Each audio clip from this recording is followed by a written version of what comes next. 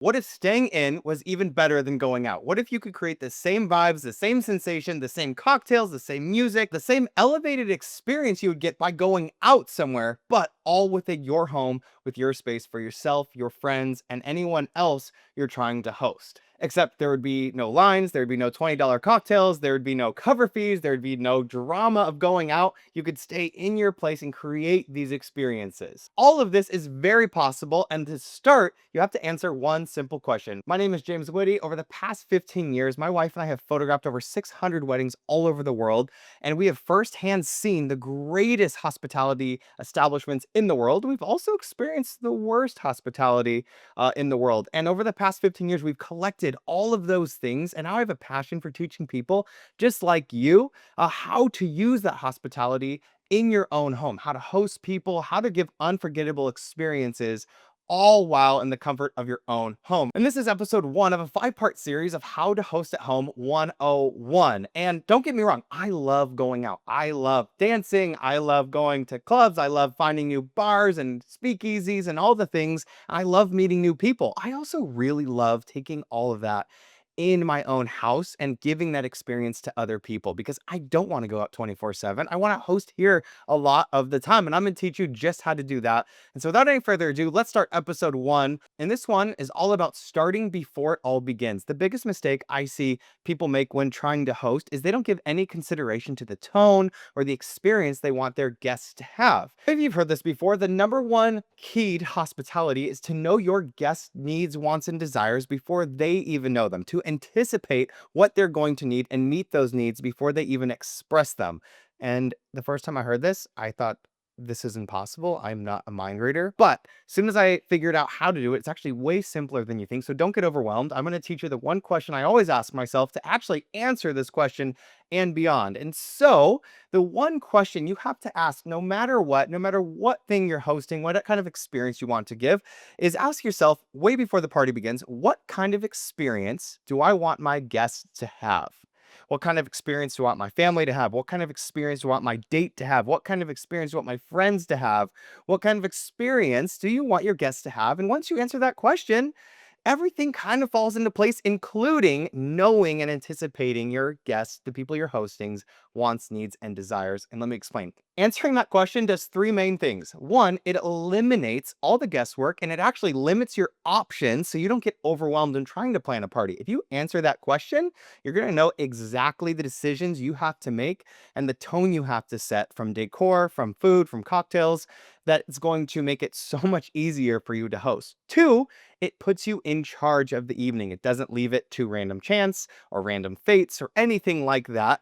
You answering that question take charge so you can be the architect of this experience so that when guests walk through the door, you are going to know exactly what they need and how to deliver it to them. And 3, and most importantly, this unknowingly to your guests answers that question for you. What do they need before they know it? You will automatically anticipate what they need because you've already decided what they need. You decided, I'm going to set the tone. This is the experience they're going to have. So when they walk in, they don't know what they need. But if you meet them with that expectation that you have, with that experience, those needs are going to be fulfilled before they even come to their consciousness, and you're going to set the tone for the rest of the evening. For example, a few weeks back, we were hosting my wife's birthday party here at our house, and I needed to ask myself that question. So we knew we wanted it to be a jungle theme, kind of like a tiki speakeasy type party. And so I asked myself, what kind of experience do I want these guests to have for my wife's birthday party? And I wanted it to feel like when they walked in the door, I wanted to feel like they were in an exotic speakeasy in some location that they've never been to before. The cocktails were amazing, and it was just a vibe. And that made everything really easy. One, if it's jungle tiki's speakeasy themed, and that's the experience I want them to have, the cocktails are going to be tiki. The decor is going to be lush jungle tiki torches, kind of kitschy tiki bar style. Playlist was kind of like a Latin jazzy jungle theme. I just went to Spotify and looked up like speakeasy tiki playlists, and there they were.